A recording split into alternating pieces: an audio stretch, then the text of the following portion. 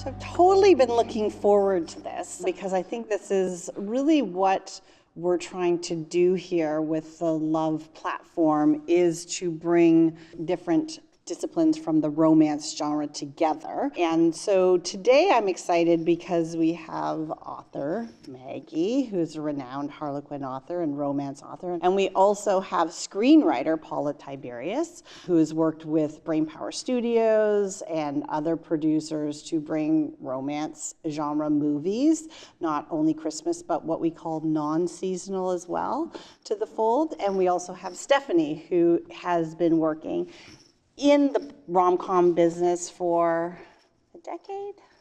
7 years. 7 years, almost a Getting decade. there. Yeah, absolutely. A decade, perfect. So I just thought we would just spend some time talking. You know, as producers, we had this great opportunity to work with Harlequin Publishing and go to Romance Writers of America, and myself and Nancy, who works with me on the scripting side of things in our movie business. We were really blown away with the similarities between what we go through on the screenwriting side and the storytelling side, and what you do every day as authors, because we were getting a lot of feedback in the romance genre that it was easy. Oh, I could make a romance movie. And we were hearing from the authors we were meeting, oh yeah, everybody says, that's so easy. I could write, a romance novel. And what we found when we met with more authors, we found that it was not that easy. And we found that a lot of the process and the things that we go through on the filmmaking side of things that authors were going through, sometimes collaboration, sometimes they were working with their editors, sometimes they were working in collectives of other authors. And that felt very similar to what we do on the film and television side of things. I think most importantly, and I learned this years ago, is that the writing side of the entertainment business, and I believe the writing side on the publishing business, is that, an author's really, or writers, is taking their heart and they're just putting it right out there. Yes. And it's really sitting there, and it's very, it's challenging if you have potentially an editor, if you have a broadcaster, if you have someone that doesn't really respect that is really a true voice out there, that it can be very, very challenging, and it can be very, very hurtful. And it's something that certainly as producers we've learned to be very protective of screenwriters. And now that we're working with more authors and we're acquiring more rights and we're doing more adaptations, that we really feel it's something that's important that the author's voice also get very, very protected as it kind of moves on. And we do that, what do we call, page to screen, which is a very strange kind of way to put things now, because of course everything is digitizing, and yes, print exists, but there's lots of other ways that people can consume books now, and there's lots of other ways that people can watch movies. We're launching this Christmas a movie called Christmas on Fifth Avenue, which was Sarah Morgan, was one of her books. We've adapted a few of her books. It's actually being launched in the US on a service called Vizio, which of course is the television sets. So there's more and more places that people can certainly consume film and television on the romance side of things. And it feels like there's also some more opportunities for those, for you or authors who are in the romance business to get their stories out there. So we're going to touch upon all of these kind of things today. But mostly we're going to be, camaraderie and comrades, and talk about being in the trenches of the romance business, and that it is not easy. So now, Stefanie, you're based in Canada now, but you you grew up in Australia. That's right. And is that informing some of the stories that you're doing? I think so, yeah. I have a couple of books that are set in Australia, and it does feel important to me, I guess, to share my little slice of the world with my readers, because I think that Australia is, for a lot of people, is a place that they may not always be able to get to. It's very far away, as I know every time I go and visit home, it's a long flight. And it's been really fun to, I guess, take a bit of my culture and share that with the world. But then I love being an international author, because I think it allows my books to reach people all around the world, and I can teach them a little bit of Australian slang along the way. which is very good. And actually, Paula has wrote a film with us, and we're actually in discussions to produce it in Australia. Wow. Called All Aboard for Love. Yes. And So exciting. It takes place at a marina. Yeah, so I mean, mostly it's because as you know, those of us who live in the eastern seaboard know that, you know, it gets sometimes too cold to actually film things in a marina. So obviously it was a little bit out of weather reasons that we've done it, but also too creatively, I think it could work well. We do a lot of international co-productions, so that's good. And you're finding that your books are reaching a nice international audience? Yeah, I do. I actually surveyed my readers recently just to see where they were around the world, and I was kind of shocked that actually the big contingent really is the US. So I am selling a lot of Australian stories into the US because I had a reader tell me once my books are like a vacation in a book, and it's a bit of armchair travel, when especially at the moment travel's not always accessible to us, that they can pick up one of my stories and kind of be transported and, you know, be on a beach in Australia instead of at home on the couch. So I have found that I think that aspect has really connected with readers, particularly in the last 2 years. Excellent. And so Maggie, in terms of because obviously publishing under Harlequin, they're a huge international company. So how have your books traveled? Have you been excited to see them in different languages? And I always, because my books are in Canada, I always make a point of making them as Canadian as possible, because that's how people who aren't from Canada can learn about Canada. Correct. United States, England, always get a few from India, get some from Australia. A few from Europe. It's really fun. Whenever I get my royalty sheet, I can see all the different countries in the world where they were sold and to see where they've gone around. It's been very exciting. And do you have to do any press junkets or any kind of? Not yet. Not yet, but it could. You never know. Especially as travel opens up again. Yes, it's very exciting, very exciting. So talk to us a little bit about, you know, your journey into sort of this romance mystery genre. Did what drew you? So it was a passion for me growing up. If ever I was watching an action movie as a kid and everyone's running and shooting, I wanted the kissing in there. Like, where is the kissing? But if it was one of these really nice, slow movies with all of the kissing, I'm like, why is nothing blowing up? I want the guns, I want the shooting. So for me to be able to combine them it's so much fun. It's really fun, and I was gonna say there's a lot of death and a lot of action and a lot of kissing and a lot of running around. Now, are you a bit of an action hero in your own life? Are you? I do take self-defense classes, and I teach self-defense, which is really fun. But what pushed me was I couldn't write action scenes. I just have lots of fists flying, and I'm like, I need something more. And going out in the world and taking self-defense classes, and also I did the local civilian police academy, which I know a lot of authors get into, to go and spend time with the local police and spending time out with people doing things.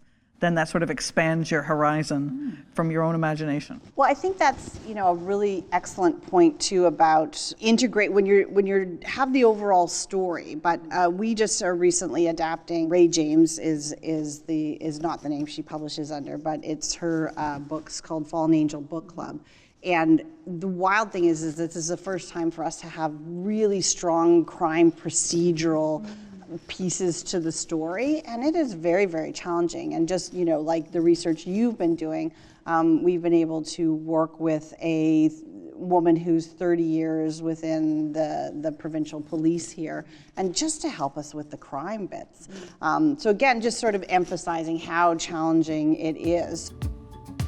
So when you start a book, are you starting from a character perspective? Are you starting from the mystery perspective? Where do you tend to For me, begin? Now, everybody's different. I know a lot of writers who start really, really hard with the research, and a lot of readers, like they really love that stuff. I start with the characters, I start with the emotion, I start with the story, I start with the conflict, the emotional conflict, and then I add the details, the facts in around it. Right. But different writers, like they all approach it in different ways, and I have friends who have to do all of the research first before they start. Right. And I have everybody falling in love and yelling at each other and getting shot at, and then I add in the procedural stuff on the later drafts. I watched a Shonda Rhimes masterclass, and she said that in Grey's Anatomy, that what they did was they would get to a certain point, and then they would just write in the script medical, and then they would have the medical. So we've been kind of doing that. We were doing crime, or police stuff, and we're doing that. So Paula, when you're starting to shape your characters, where do you start? I know we've worked together quite a bit and we'll have collaborative conversations, but when you sort of, make that hot cup of coffee or tea and sit down to really start, and where do you begin? Well, I guess often I start with the world, like the premise. Where are you? Are you in New York City? Are you in a small town? And then character. Like, who's this woman? What does she want? What does she want underneath that might not ever come up in the script? And I write long character bios that nobody ever sees, but it's so important to me because then later on when she's getting her cup of coffee in a cafe, there's a reason why she's gonna put cream and sugar, No, I think that's really important, and I think, again, when we're sort of what we call breaking a story, because that's what we tend to sort of do when we have a 9-act structure or beginning, middle, end in a movie. Lots of times we're doing adaptation. So the very first thing we need to do is actually take the original work, and then say what transposes well. Most of the time we're attracted to a specific book because that combination of characters is already there. That I think we did one where it was, an artist and an architect, and one of the best ones I was drawn to was Christmas Wedding Planner was the film, and it's on Netflix. But it was because it was a PI and a wedding planner, and we're like, oh, that's got surface dwelling really nicely, right? Because it's like the PI's trying to break up the couple, and the wedding planner's trying to put the couple together. Right. So I think that Maggie, do you have that in your mind when you, because obviously you have romance at the core of your novels. Yeah. Like, do you have to think about that, and how are they coming together? Yeah, they both need their strengths, and for me, I'm very passionate about the heroine has to be equally strong to the hero, but they have to have different strengths. So two quick examples. One book, he's a former investigator who got totally burnt out, botched a job, and now he lives in a small town and he's a single dad, and she is still like an on-the-job cop, right? But they have different strengths. And another one, I wanted to do a train hijacking, and I love the train hijacking, and she works on the train. So even though he's the military guy with the gun and all that, she has all the inner workings. She has all the knowledge. She knows where to hide and how things work. And I really am looking forward to going and watching the Wedding Planner PI movie when I get home, because it's like, how do they fit, and how do they clash? And that is like a perfect clash you've just described. I'm really excited about it. Well, and you do have to take the time to think of what those characters, how they're going to intersect, because that's what the audience is there for, is the fun and games of how how boy meets girl, but also how they help each other. And that meet cute is very important as well. And I don't know if that's something, Stefanie, that you think about in your books, but like we have a bit of a checklist. It's not hard and fast rules, but we kind of know if our characters haven't had some kind of brush or meet or spark within that first 5 pages of our script, the viewer's waiting. Mm-hmm. Sometimes now we've been doing some nice action romance as well too. So sometimes we're blowing up, we're running around and things are happening, and then we'll go and like, hey cowboy, hey, how are you doing? So we'll do that. But Stefanie, in your novels, like where do you feel comfortable bringing those first encounters through? I really enjoy getting the characters together as quickly as possible on the page, I think, because really that is why readers pick up these books, is to bring these interesting people together. But I do, right before that, like to show just a little sliver of what is their life before and what is the thing that they're dealing with, and so that then when they come together, the reader has a bit of an inkling of, oh, this thing is going to cause problems later, or this is going to be a really interesting scene that could come out, just to kind of spark that interest. But I definitely don't like to keep the readers waiting too long, because and especially in romantic comedy, the meet cute is often funny, or it's got some kind of catastrophe to it, or it's a really interesting scene. And as a writer, I'm like itching to get to that point from the second I write chapter 1. Yes, yeah. Well, I definitely think, as I said, there's just a payoff. And, you know, again, we have to see where that's going. And for us, we always really need that viewer to root for that couple from day one. We just did a really fun one, actually, that Jennifer Snow, who is a Harlequin author and a romance author, but she's been doing some screenwriting. This was an original concept one, but it was really cute because it was sort of a mystery as to this it was called 14 Love Letters, and she was getting historical love letters in her mailbox, and so now she had to look up and sort of figure out who was sending these. So there was this little mystery, but then it was kind of weird because we couldn't have a meet cute. We had to keep the thing, you know, the audience guessing. So, you know, anyways, learn every day, make stuff up every day. My favorite example of this when I was watching TV, a television show Castle, and they needed to be apart. And she's thinking, and she sees this giant cardboard cutout of him. So she's not with him, but there's the cutout. And I've always taken that. I'm like, okay, so how do I, if I can't have them together, how do I sort of, she's talking to the cardboard cutout of him. I'm like, what a great cheat. Like, whoever wrote that. Yeah, that is good. So how do I, you know. But at least in books, you guys can say what's going on in their head. Yeah. For me, it's like all on I the, have cheats on you the don't screen. Yeah. The book I just finished, she's, you know, thinking about him, which, you know, you don't have that cheat the same way. Not the same way. I mean, you can have, you know, fantasies, but that gets cheesy pretty quick. Well, voiceover is challenging. I think Paul brings up an excellent point, is we do not have an internal dialogue mechanism. And we get called on it all the time by buyers if we try and do like, under their breath, they say this. Oh, and then the buyer, the broadcaster's like, no, I don't think People so. don't talk to themselves. No, then we throw dogs in, because that's the other thing. I think we did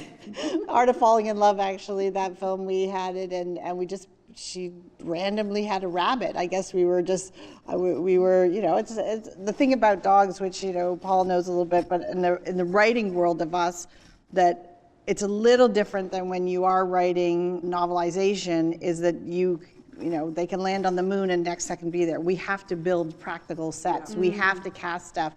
And sometimes there is a cost associated. So it will be things like, I'm cutting that dog because it's $1,600 to bring a dog out. So you know what? We got a rabbit. Rabbits are very quiet and they don't do anything, and that's very cost effective. So yeah, that's one way I put my 1940s film producer voice on it. I'm like, no, not that one. We're not doing that. So yeah, it is a very big challenge that we have. Everything has to be stated, and some buyers and broadcasters who, when we do what's called original programming, they can be very into the detail, and we tend to think that there's a balance between what the viewer can follow.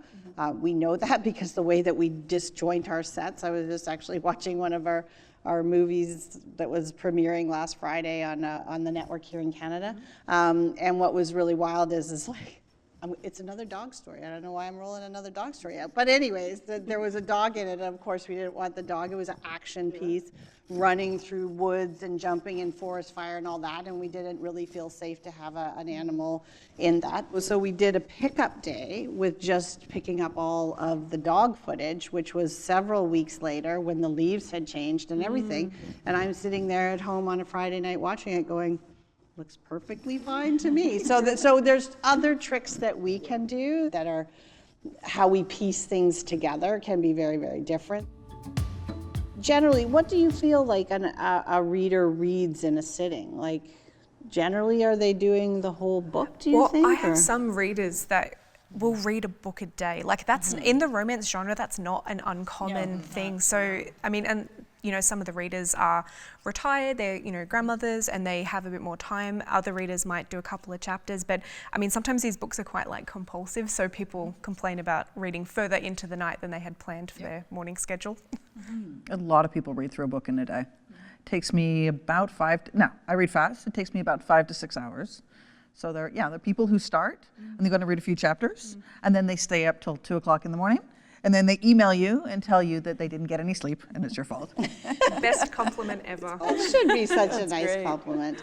And in terms of your books, and then so what have gone into multiples? What have we would call it franchising? What is series for you? You have a couple of them, Yeah, right? so there's a couple different types of series. Right. So the one thing that Harlequin does is they'll create a world, and they start with the world, and they'll have different authors write different books. Right. And that is so much fun because you're spending all your time talking to different authors, and you're like, can you make sure that my character in your book has a red bag because I want her to use it? Oh, and so fun. And it's also this great responsibility because I have to write everybody else's heroes into my book, so I can't, I'm entrusted with their characters, right? Mm-hmm. I'm entrusted with them.